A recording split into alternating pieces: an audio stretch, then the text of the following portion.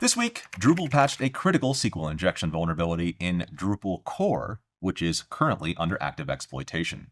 The flaw allows unauthenticated remote attackers to conduct SQL injection attacks. Drupal rates the vulnerability 23 out of 25 on their internal severity scale, and successful exploitation can lead to information disclosure, data tampering, privilege escalation, and in some configurations, remote code execution. The vulnerability was discovered by Google Mandiant researcher Michael Maturi. The flaw only affects Drupal sites configured with PostgreSQL as the database backend, which Drupal estimates at under 5% of all installations. That still translates to thousands of potentially vulnerable sites, and Drupal is heavily used across government, higher education, media, and large enterprise environments. Drupal pre-announced the vulnerability on May 18th with a public service announcement, asked operators to reserve time during the May 20th release window, and warned that exploits could appear within hours or days of patch publication. The patch shipped on May 20th as scheduled. By May 22nd,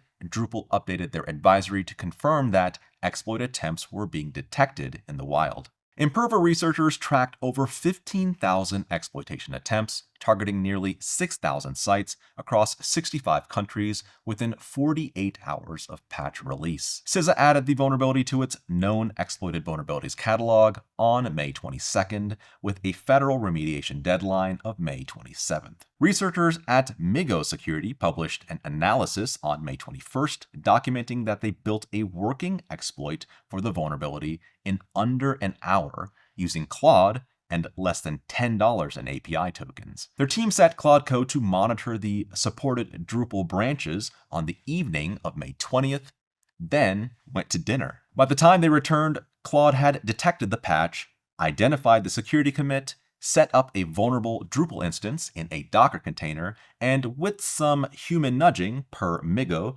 constructed a proof of concept. From patch publication to working exploit was 51 minutes. The first public proof of concept appeared on GitHub the next day. Drupal sites using PostgreSQL should be patched now to the latest fixed release for their branch.